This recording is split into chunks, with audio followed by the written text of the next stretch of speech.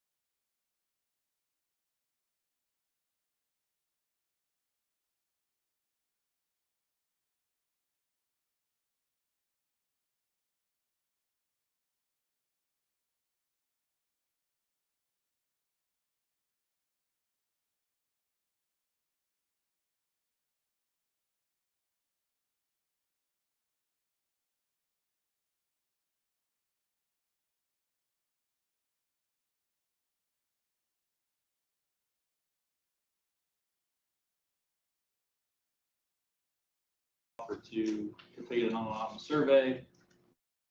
We will begin the meeting with the first item on the agenda, which is the election of the 2024 officers. And I'll turn it over to you. Thank you. All right, so we need to elect 3 positions this evening: president, vice president, and secretary. So I'll start with the position of president. I'll open the floor for nominations. Are there any nominations for a president for our 2024 BZA board? I would like to nominate Rick Owen.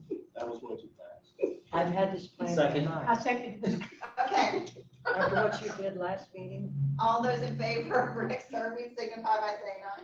Aye. Any opposed? We need to make sure we got that taken care of. All right, now, we have the position of vice president. Are there any nominations for vice president? I nominate this gentleman right here, Paul? Mr. Stone. Any other nominations? Is there a second for Paul? A second. All those in favor of Paul serving as the vice president signify by saying aye. Aye. Any opposed? Okay. And the final position is that of our secretary. Any nominations for secretary? I nominate Joyce Brennan. Is there a second? Second. Brian, All those in favor of Joyce serving as secretary signify by saying aye. Aye. Any opposed? Okay, we have our officers. Thank you. You're welcome, Jack. Get the record. Okay, we're going to begin with our first petition on BZA petition 2023-7. Roy Saylor is requesting a variance from provisions of the Decatur County 5 to not require sidewalks, and the variance from provisions of the Decatur County Subdivision Control Ordinance number 30, County Subdivision Ordinance number 305, to not require curb and gutters for 6 lots on Kentucky Avenue. The property is currently owned by the petitioner, is located west of 207 West Kentucky Avenue, Westport, in Sand Creek Township. Okay, Representative, come up and speak, please. I don't know. Please state your name and tell us what you got going. My name is Sandy Lowe. We would just like to request a waiver for sidewalks. We went before the Westport Town Council at their last town council meeting on May 15th, and they approved the waiver of the town not requiring sidewalks. And the other thing that we talked about, the curbs and gutters, is curbs and gutters to be determined by the topographical survey, the engineer reports and recommendations, and the county's drainage requirements. Correct? Yes. Can you spell your last name, please? Lowe. Thank you.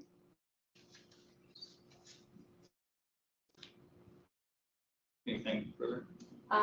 The way I read your comprehensive plan, that says residential collector street shall not be required to provide curb and gutters unless determined to be necessary by the planning director or designee because of drainage, maintenance, or safety concerns.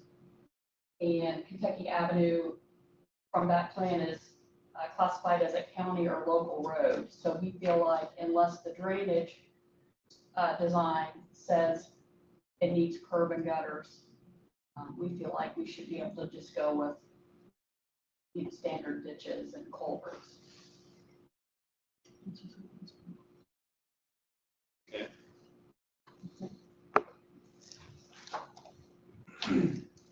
The original plan had multiple lots, and there was a street coming off of Kentucky that went back to two streets within the original subdivision request. That's why curbs and gutters were required, or a variance for curbs and gutters would have been required. Now that there's only 6 lots on Kentucky Avenue, I still think that with the possibility of the subdivision going forward or a phase 2 coming in, curbs and gutters may still be necessary. However, I could also see where, in my opinion, the drainage study would determine that. So some history behind this. The 6 lots are what I'm going to call the top of this. Yeah, so those lots are laid out along Kentucky Avenue right there. Is that correct? Is north? Yes, east to west, along Yes. Kentucky Avenue. Is On the south north? side. Oh. Yeah, on the Yes. south. Okay. And then before this turned into just these 6 lots, was the plan that there would be an access road coming south between lots 3 and 4? No? There's a 50-foot marking between lots 3 and 4. That's just access to the property, like Okay. to the land behind it. I think we're going to just rent it out, and let somebody farm it like they did last year. Okay, and what was before it was just 6 lots, it was gonna be more than that, correct? There was a, Potentially, yes. okay. So I thought from the last, The original petition, if I'm not correct, had 18 lots, is that right? I don't know. there's something- something like this was the original, or no? Could possibly, I have a drawing of what we're looking at now. if you'd like No, to- that, they've got that. They got that. That's a now, but this was originally back then. That's where we had roughed it in and paid Andy Scholes to kind of work on that, but we kind of wanted to work on the variances before we invested a bunch more money in it to see if it would be financially feasible to even do it. Okay. We'll go back to the satellite image. There you go. Okay, so originally there was a road coming in on Wiley, or a connector off of Wiley, and then a cul-de-sac Correct. at the west end of that parcel. Okay. That will not happen now. It's going to be closed in. There were some issues with that. The adjoining property owners Yeah. were not happy with Wyman Street being extended, so we just scrapped that idea.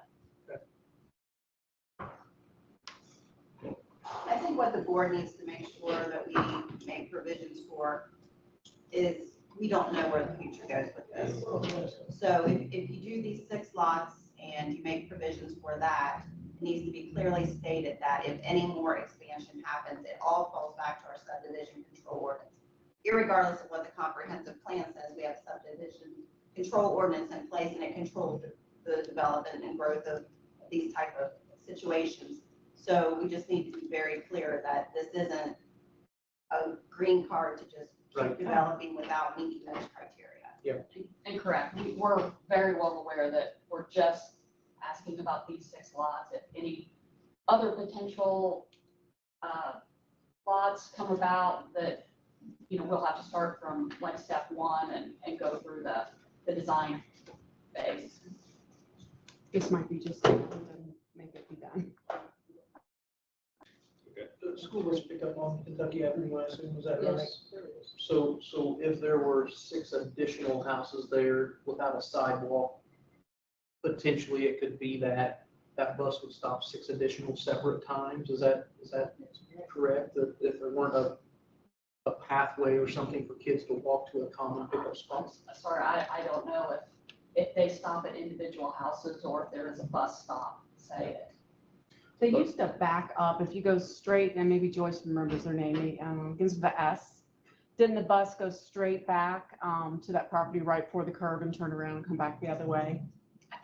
It used to back in the day. I don't know if that's. It would make a lot of sense that densely populated, we're talking 90-foot wide lots, it would make sense to me that the bus would, on what I don't think is a terribly wide road, that it wouldn't be stopping so much. But if you all are saying that there's no sidewalks, there would be really no means for kids to walk to a common spot, is that correct?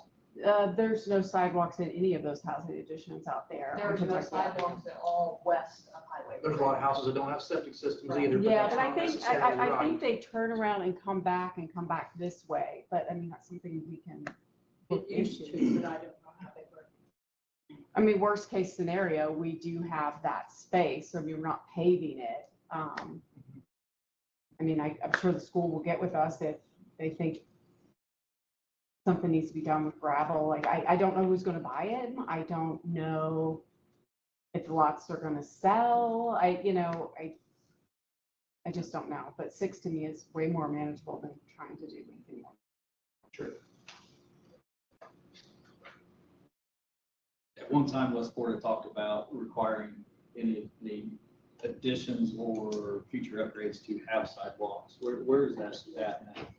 Well, because there are a few developments that have no sidewalks in them, from moving forward now, when you will have to do that. And as far as gutters, no, you can't do that because our water system will not carry a whole bunch of water down those little ditches.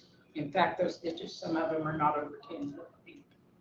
And as far as, I think, these letters that we got from the did you guys read the letter we got from Westport? I'm not on that board no more, but it's the same They thing. never provided us. Well, we got one, all of us did. And it said you have to go back to the board in order to not put in the gutters and the curbs. Told you that it was okay to put them in without the sidewalks because we already have a few housing developments there that don't have sidewalks. But eventually, if you'll notice, we got sidewalks going in right now. Everywhere in town will be new sidewalks eventually. So yeah, I think that as far as building the houses, we have no qualms with that. But as far as putting all of the water back in that big drainage ditch out of 6 houses, I think that's just a little too much. And correct me if I'm wrong, because I'm not on that board no more, but I know how it works. And there will be nobody just letting water run in ditches now. You can't do it. You'll have to go back to the board though and get them to okay not having, and that's what this letter says. What I Am I right? understood was Brian Gatewood, town council president, said at the meeting was they took a vote to waive the sidewalks under Yes. the understanding that it was only those 6 lots, not for anything else, Absolutely. and that they would defer to the county and the drainage as Now, far that's as the not curbs what and the letter gutters. says. Again, we were not provided with We the were not letter. provided that letter. That is what Brian, Yes. he said they would prefer Have to not go. to. We can only go off the meeting gutters. minutes. That he would leave it up to county standards and the drainage ordinance as to whether or not those would be necessary. But they didn't want to make that decision. But they would waive the sidewalks. So, This, so it's their recommendation and their approval to waive the sidewalks, requirement for the sidewalks on those 6 sites and those 6 sites only. Sandy, if there's curbs and gutters, where's it gonna go? I don't know how you can use farmland to do this on. You know, It's a subdivision, and we have a subdivision control ordinance, and it would require a drainage study. And an I engineer. had a water study there and they told us that about. Well, they'll have to have ditches. another. Okay, They'll have to have one 55 grand. is what that determines what these 6 lots will do to the water flow. And where it goes, and they'll have to make sure that additional water does not flow or back up on anybody. That can be under control. Be it curbs and gutters or retention, detention, whatever. So at this point, without knowing more about it, even if I did, I don't know that I feel like I would be in a position to make an educated decision on whether or not this needs curbs and gutters. I think I would probably lean back on if there will be a drainage study done, that expert could determine something like Yes. that. The drainage study is going to be probably tens of thousands of dollars.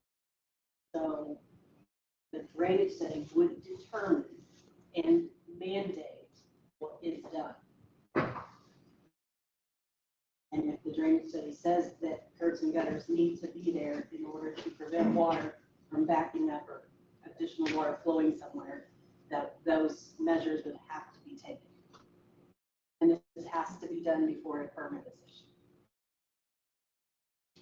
Are you all aware Yeah, we're that aware a of drainage that. study is necessary? Yes, that the drainage study takes all the factors, of the topography, the flow of the water, everything in there.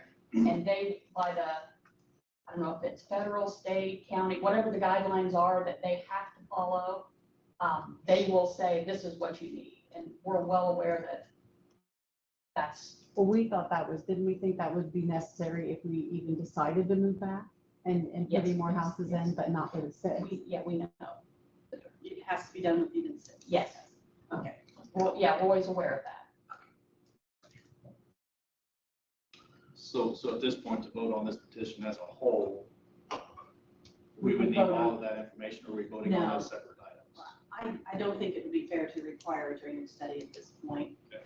I would just, in my opinion, I would say that we would vote on it dependent on what the drainage study says, and that they would be required to follow the drainage study to a T. I mean, yes, comply, adhere, whatever the correct verbiage would be to that. Plus, based on what she said, also with the requirement, no further development. Yeah, this is for 6 lots. 6 lots only. Period, yeah. If another 6 lots want to come in a few years, back behind those, then this starts all over. New drainage study, new everything. Who pays for that drainage study? The petitioner.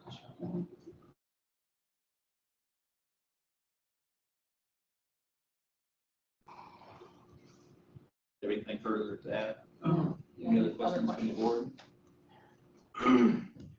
You know, I guess this is my opinion, if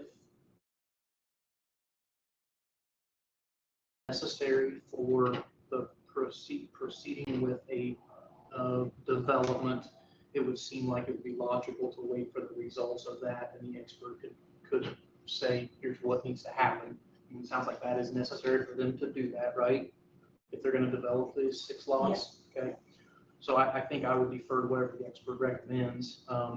As far as waiving the sidewalks, if the town is okay with that, I'm okay with, I mean, the town of Westport, I feel like has control over these 6, or knowledge of these 6 more so than what I do. I don't live in the area, so I personally am okay with that, but I think if I were developing these, if they're 90 feet wide, the sidewalk out there would provide a fair amount of value to them, but I'm okay with it if the town is okay with this. And I have 2 voting sheets, one for sidewalks and one for curbs and gutters, so you can make those independently. Okay. The board can just decide if they're going to table the curbs and gutters pending receiving the report. We can just vote on the sidewalks. Now, who is going to do this study to see if they, Well, I would have to hire an engineer to do the study. For the 6 months. it won't be, No. Professional engineer. Yeah, it would be somebody that does this. and they can't, or will they not use the water study I had done last year? No. Because it will be these 6 lots and how they will affect the flow of water.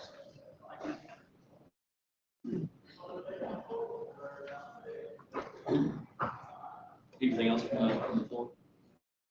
Thank you. Thank you. Anything else from the board? Any other questions? We want to proceed and vote on the items separately. I make a motion that we vote.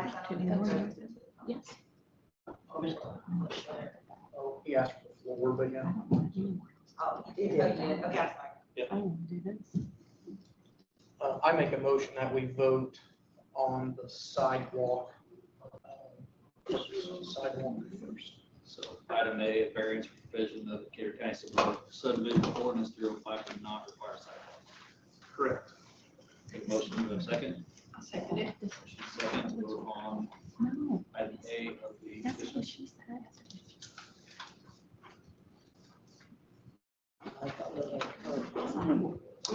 A is the sidewalk. That's when you do 6 and then you leave it. I don't think that's right. Isn't that she said? That's what.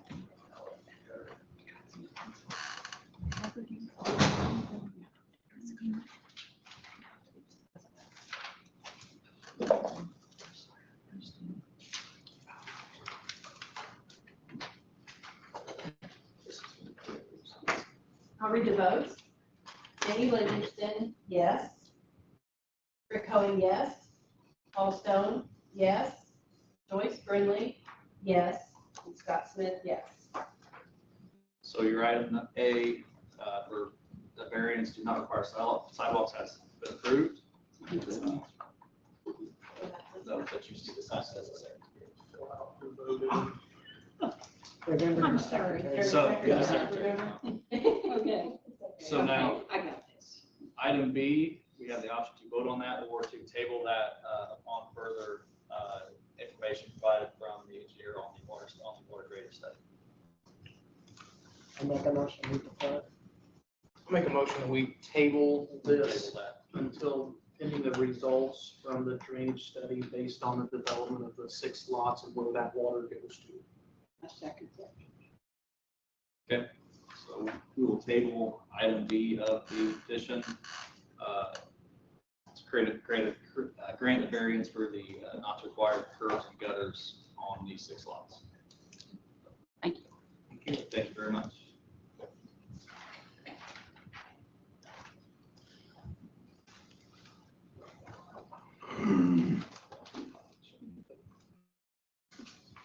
Second item, third item, I guess, is BZA petition 2024-4. Brian Gard is requesting a conditional use to operate a performance and suspension business in the existing structure. This falls under Decatur County Ordinance 935-2. The property is currently owned by the petitioner, is located at 945 East Barishaw Lane, Greensburg, in Washington Township. Please fill us in on what you have planned. Okay, so really just kind of really a semi-retirement plan as much as anything, but plan on doing performance work, suspension work, like lift kits for Jeeps, that kind of stuff, and do some other automotive type work out of the shop. The other thing, the whole purpose of my really starting the shop really is more of a philanthropic type of approach too, because I want to work with other churches in the area to help people that have trouble with getting their car repaired because of money, that kind of stuff. But I also want to have a plan to hire in a couple of high school interns. I have access to like SAT training, where I can put the high school interns through the SAT training class online, but also then to then have them help with some of the work on the cars. So that's really the purpose of the shop. And but it's not something that I want to be a big busy shop. Just something to keep myself busy and then have the ability to kind of give back to the community. So, any questions? So you're proposing that you establish this business in an existing structure on the property? Yeah. Did you have adequate access to and from? Yes.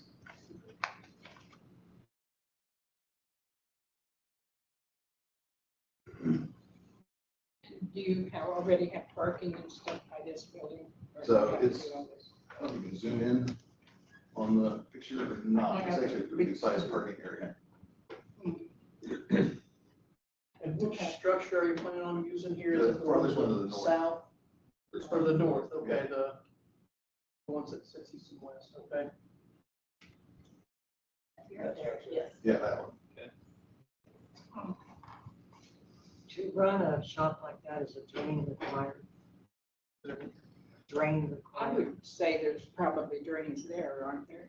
So Or is what do you mean by drains? Like a floor drain, like a building, or is it? Yeah, There's no floor drains in the building because they don't want grease and those kind of things to okay. drain into and have a sewer. So you will have like crystal flash or something come Yeah. by and pick up your dirty oils. Yeah, we actually don't do oil changes much, so it's not really one of our, Okay. I try to. You will have grease around though. Yeah, we'll definitely have grease around, there'll be things like that. So we actually capture all of that and then take that off. But, no, oil changes, I tend to send them my points, so. Right. Got it. I appreciate you using the children like that Mhm. and the churches both. I appreciate that there's people that helps out the neighborhood. Mhm. So, give us an idea as to what an average week or day in your imagination would be like. The first thing that come to concern are, you're installing these parts and it's kids that come in after school and they're out there at 6:30, 7 o'clock in the evening, changing exhaust and doing stuff like that in what appears to be entirely a residential area. So when does this happen? How do you stay out of concern of noise and impacts and things like that running with neighbors so close? Well, we actually don't work evenings. then the interns would be during the summertime, so when they're off school. So maybe an occasional Saturday, but we don't tend to work Saturdays. But the intention is to do that during the summertime with the interns. Okay. So, so what we want to do is give them that ability to come in, and they won't be working on anything by themselves. They do like an ASE type of online class, and then to help, like be a helper on a job so they can learn that hands-on experience. So they would never be doing anything on their own. Would there be a limit to the many vehicles and people who don't have their own time? Oh, yeah. Okay. Yes, I don't want it to be a very big shop. No. So and for me, my intention is it's kind of a part-time retirement thing for me as well. So I want to kind of limit the number of hours per, the number of vehicles per week and that kind of stuff, so. Do you intend to have some type of retail shop? No. Or is this purely mechanical? Just pretty, I mean, I sell parts, people can buy parts from me, but I don't plan on any retail or anything like that. No Do you store plan on front? having any signage? I just sign on the building itself, but nothing like out on the road or anything like that, so.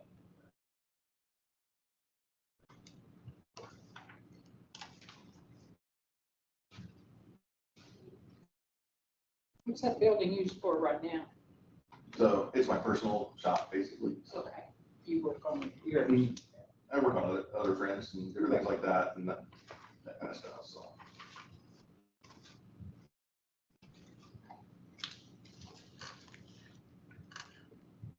Anything further from the board?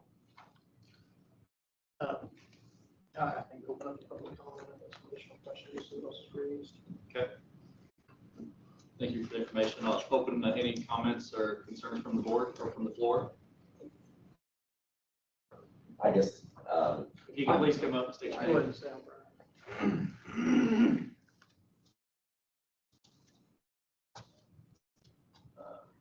name's Scott Burgett. I, got the property at the end of the driveway back at 950. As far as the business, I mean, like right now, what Brian has, it's not really affect me. I don't have any concerns with it. My only concern is just, what happens, which I've talked to Brian a little bit, right, is what happens to the business when Brian decides to retire? Does it fall off? Did he have the opportunity to sell it to somebody else? And then as far as how big it gets for the traffic wise for, us trying to get in and out. But if he keeps it small as it is, I don't see where it's a problem. But that was just my kind of couple questions and concerns.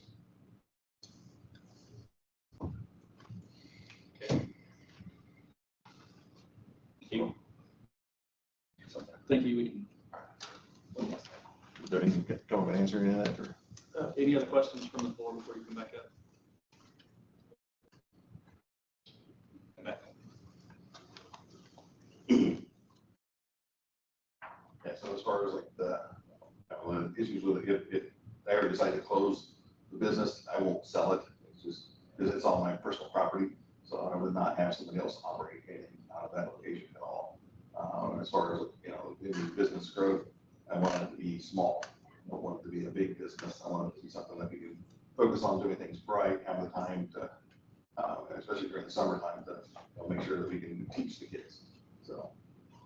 And just so everybody knows, the conditional use is just for him. Okay. It ends. He doesn't have the opportunity to sell it. It's not like a covenant or anything with the land. Right. Thank you. That's, I was going to clarify that. Yeah, I wouldn't want somebody else to run a business out of there, so. So as you would sell the property or you would want to discontinue that, that business would have to leave there. If it was Right. continued.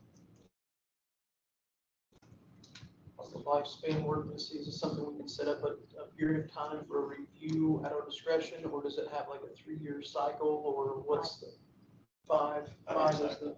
Now you can set 3. Yeah. But after the first one, if you were to set 3 years, at the 3-year mark, we would send letters to the surrounding property owners.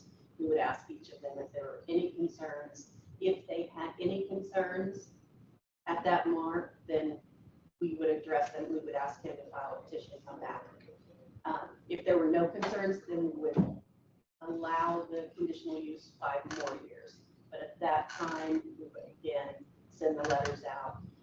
But at any time, the surrounding property owners or anyone in the area can call us with concerns, and we would address them. If it's a legitimate concern, we would ask them to come in and to address that.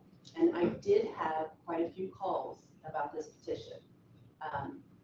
Scott Burchett owns the driveway, so that was one concern. And blocking the driveway, multiple cars in and out, or multiple cars sitting on the property. Those were just concerns. Now, everyone felt like that at this point in time, what he was doing was very reasonable, no problem. But maintenance of the driveway, and cars or trucks delivering parts and blocking the driveway, those were the concerns that I heard from the surrounding. Who currently maintains that driveway? It's per the easement, it's actually a shared responsibility. Okay. So I have no problem with maintaining from our property forward. That's not a problem at all. Ours is the first forward property. So anything from our property forward, I have no problem taking care of. So 45, 49, and 51 all share that access. Yes. Okay.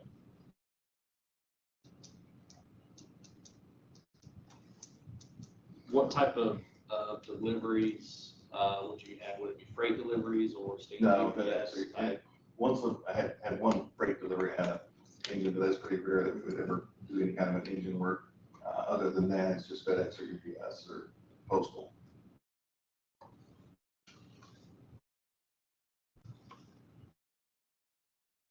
I guess I'll go back to Paul's question about volume. Are we talking 5 Jeeps a week? Are we talking 5 a year? Do you have projected, what would be your ideal situation? Probably, no more than a couple cars a day at tops. It'll vary depending on what the job is. Some jobs take 15 hours, some take 2 hours. So it just kind of varies on what that job is. But worst case, a couple cars a day but probably that's on the top, so you look at the average. So.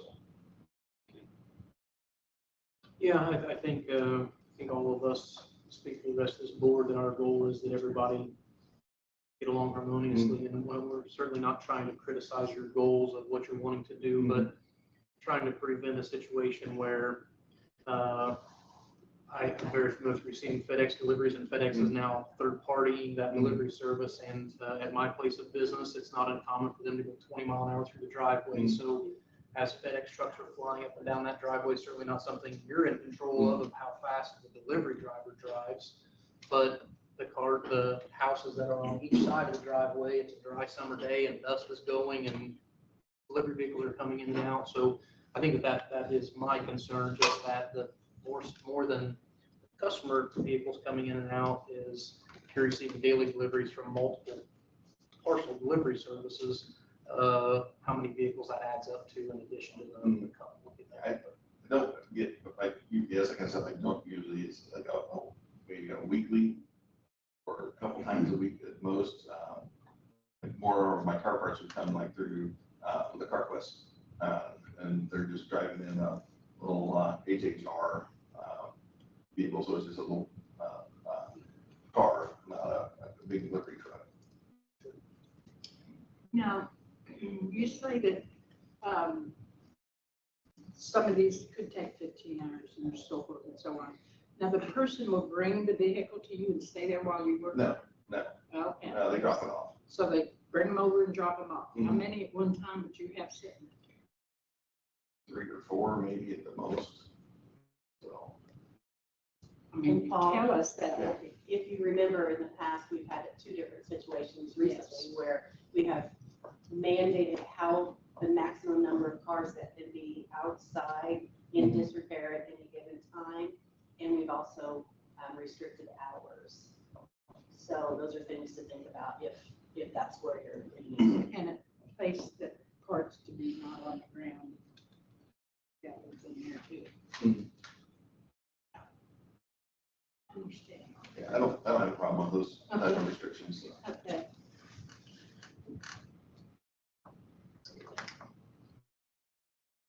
Anything Anything further from the board?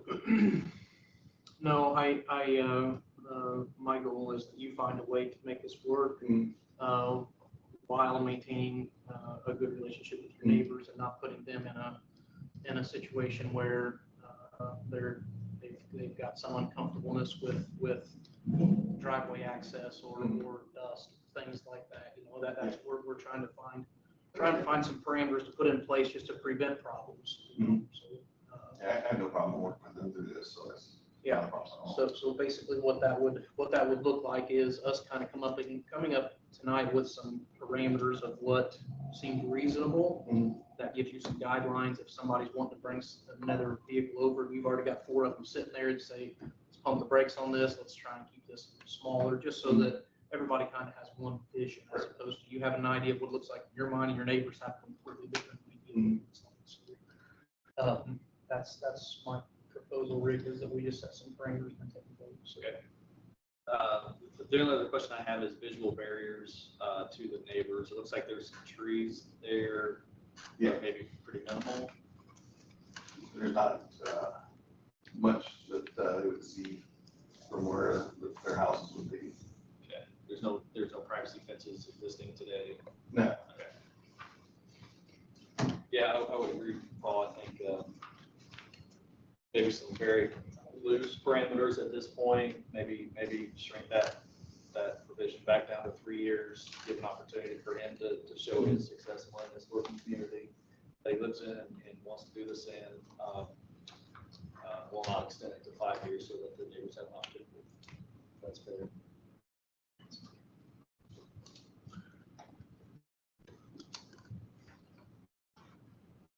How about hours of operation, hours of noise, things like that? Are you okay with defining something like that?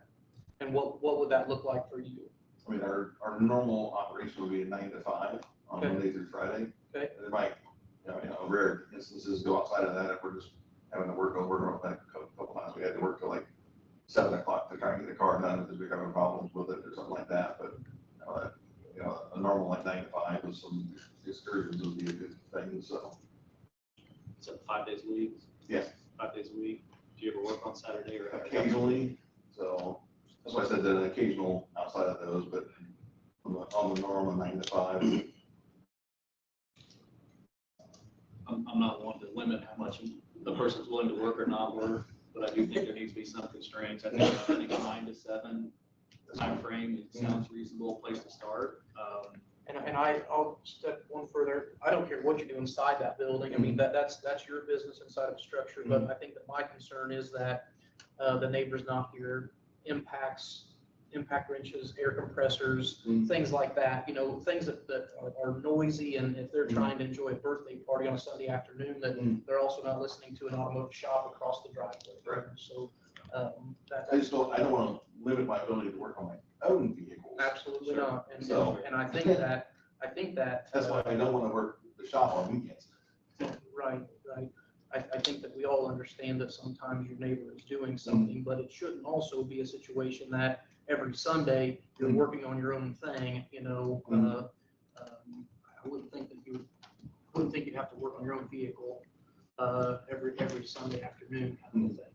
So with noisy things sitting inside the building, do what you'd like to do. So my proposal would be that we set some kind of stipulation about normal operating hours, 9 to 5, the occasional outside noise on the weekends. How many vehicles outside are you okay with? Yeah, I think we can for that. So How many vehicles outside? I'm just trying to think this. Like there's like one project that it's like kind of a longer term project. This is 67 Mustang that is a total basket case. We pull it in and out when we have time to work on it. So I was thinking of like a non-running, maybe like 3, and then one's waiting for customer pickup of maybe about 3. Seem reasonable? So you went from 3 to 6. I'm just, the ones that are just waiting for customer pickup are, they're just outside until the customer comes to pick it up. So. But as far as that's a different story, because I'm usually waiting on a part. 16 is a little excessive Yeah, maybe, but, 4 sounds okay. you know, if you consider vehicle disrepair separate from a vehicle pickup, Mhm. sometimes you can't control when they get picked up, but. Yeah. Neighbors, are you okay? Do you have an opinion on this? I mean, honestly, 5 or 6, I'm. Okay. I'm Okay. fine with. Neighbors Let's, okay? I'm okay? let's start with 6 and then we. No more can than do 6 that. vehicles outside? He's pretty good with it being back by. Okay. And I won't block the drive, so. Yeah, yeah. And then, you know, as much as anything, it's not, I don't think the concern would be with you just parking a vehicle out there, that if a delivery driver habitually stops in the middle of the Mhm. driveway as someone is leaving for work or school or something, so just trying to be cognizant with the delivery drivers, that it's a shared drive. When you stop in front of my shop, try and keep it, you know, just be a good neighbor. We actually, by the shop, I have like a little, package thing where it's a drop location for them, so they always pull into the drive. They don't have to, they just have to get right out of the vehicle, and it's right there, so they don't have to go to the Again, building. we're not trying to put a bunch of rules in place, we just want everybody to have an Yeah. understanding and get along, so. I understand. All right, so any petition would include, number 1, a 3-year conditional use, as compared to the typical 5 years. And that would just be an additional 3 years, The followed by initial the 3 5. 2, work hours would be 9 to 5, Monday through Friday, with an occasional limited Saturday hours, 97. 9 to 5 or 7, I heard both. I've heard both, so I'm okay with this, at 9 to 5, if we can have an occasional. If it can be worded as an occasional. No, normal business hours, Normal business hours. 9 to 5.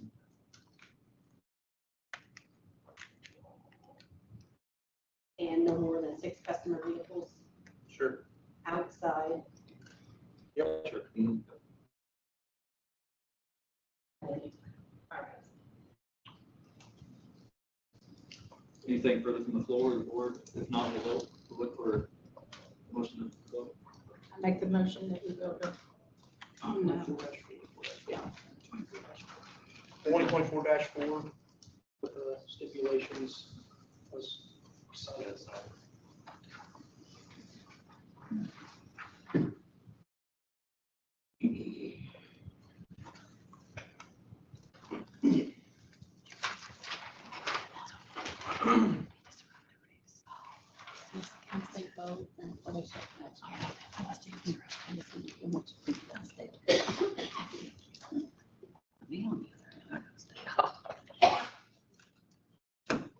And I'll read the votes. Jamie Livingston, yes.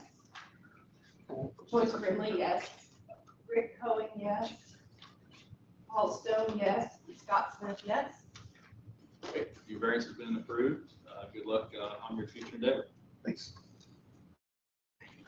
Last item on the agenda today is BZA petition 2024-5. Trevor and Peggy Cook is requesting variance from the required 70-foot from the center of the road front setback to approximately 29-foot center of the road to add an 8x14 front porch. The request falls under Decatur County Ordinance 935. The property is currently owned by the petitioners and located at 4176 South, 20 West, Greensburg, in Marion Township. Hi, Hi, Trevor. nice to meet you guys. Share with us your question. I'd like to add a front porch to the house. There's already an existing concrete pad there. I'd like to cover that. There's a picture of that drawn. How far does it extend from the front of the house? 8 feet. Is that about what the pad The is? pad is 8 feet, we plan on 7-ish, or 7.5, leaving with the 6-inch pad angle. Utilizing the existing pad that's there. We'll be adding a sidewalk also. We've already got the approval for the garage, put the garage on the side of the house as well. So we're adding a sidewalk, garage, sidewalk.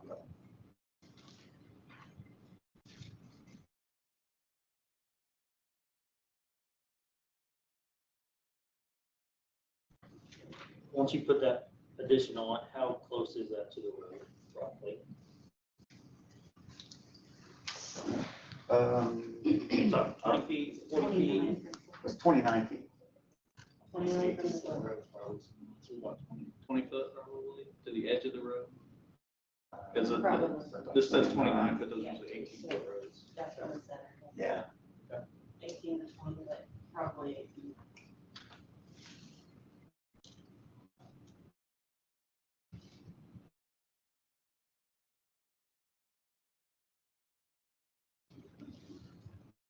Any other questions from the board?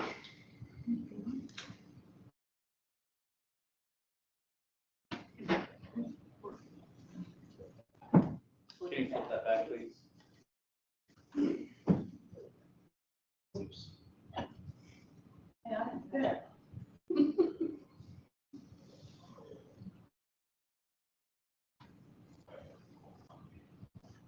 So the garage will go as you're facing the front of the house to the left, is that right? That's correct. And then, We got the approval for that long. We didn't go out any further than the house. So we Sure. actually offset it a foot back. and then I assume that the drive will kind of be moved. Currently, it looks like their vehicles are If sitting you can see about where that the vehicle stoop sitting is. now, the drive will be right in front of the garage. Okay. It's already been moved. Okay, so right now, I feel like the vehicles are sitting about where that porch will Yes. be, and then they'll now be moved more to the left. Yes, farther off the road. And the face of the garage will be the same distance off the road as what the house currently is. It'll be a continual straight wall, or there'll be an offset. There's an offset, there's a foot offset from the house to the garage. So the garage is back. Back. Okay.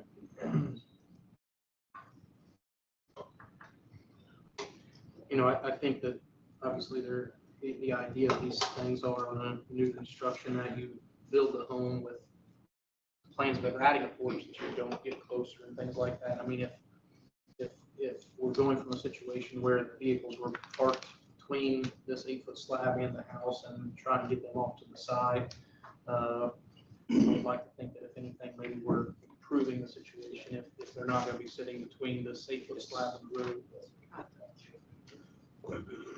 Yeah, I agree with that, Paul. Knowing this road kind of, this house kind of sits on a little bit of a curve. That was a there, thought in the garage, trying to get the vehicles into the garage, nothing. Away from, You know, yeah.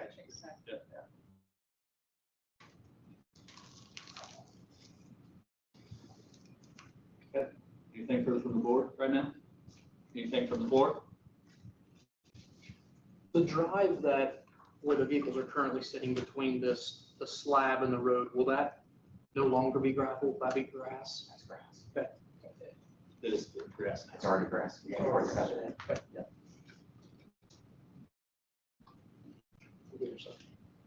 Good.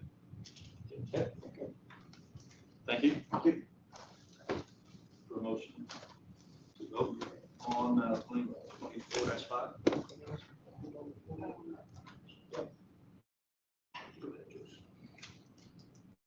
I make the motion. Second. Second. I second the motion.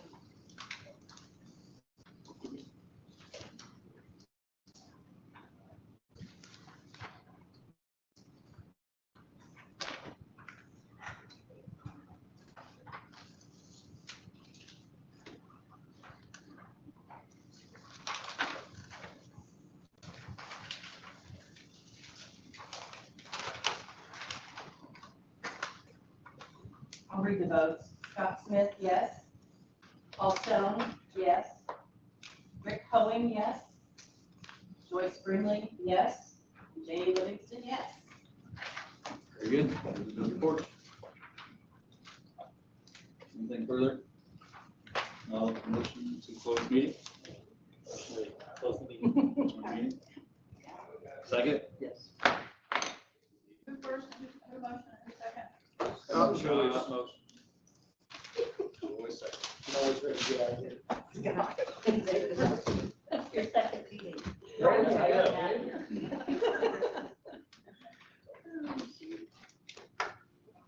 Well, kiddos,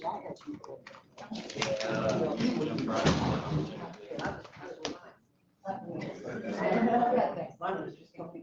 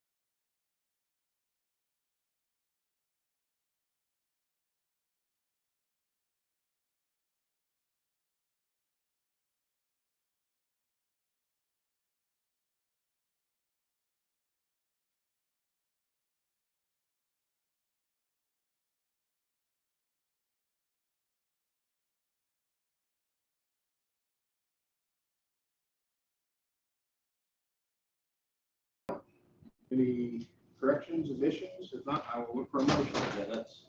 Minutes. What I said. Okay, the minutes, yeah, there you go.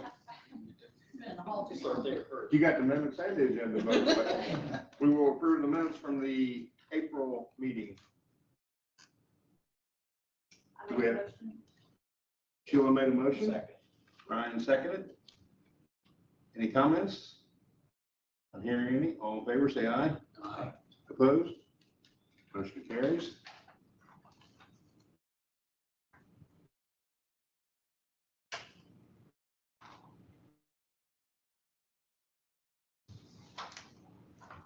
All right, in following the agenda, we have one petition. Sean McGinnis is requesting to rezone approximately 2.99 acres from an A1 zoning classification to an A2 zoning classification on construction of a single-family detached dwelling. The request falls under Decatur County Ordinance Section number 915 and 927.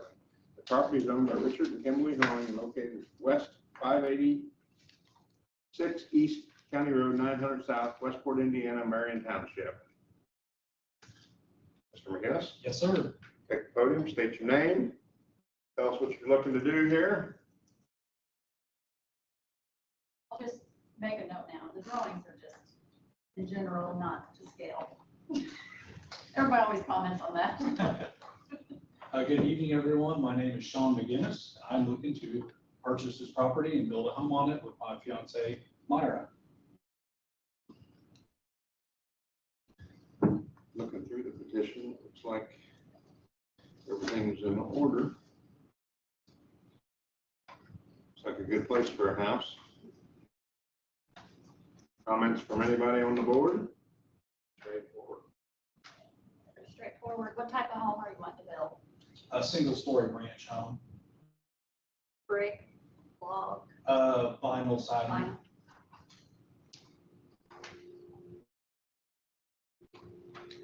Any questions?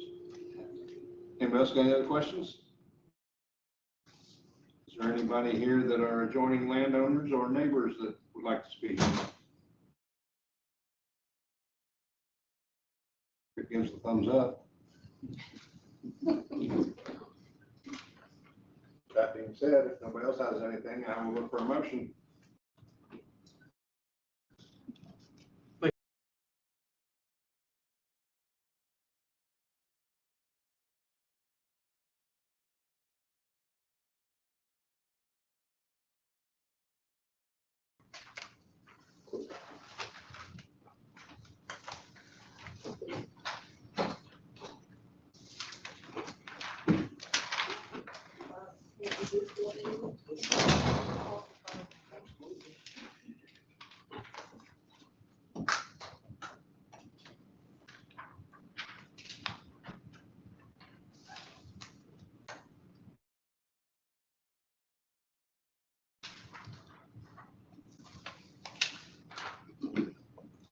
And I'll read the votes.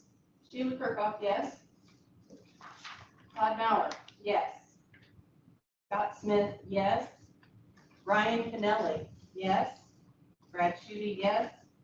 Paul Stone, yes. Tom Hunter, yes. Petition carries. Congratulations. Keep in touch with the ladies here in the office through the billing process. Other than that, you are done here tonight, sir. Thank you very much for your time. I appreciate it. Ain't no problem. Don't trust that guy who bought that property. Yeah, watch the guy behind Keep your you. distance there. That's fair.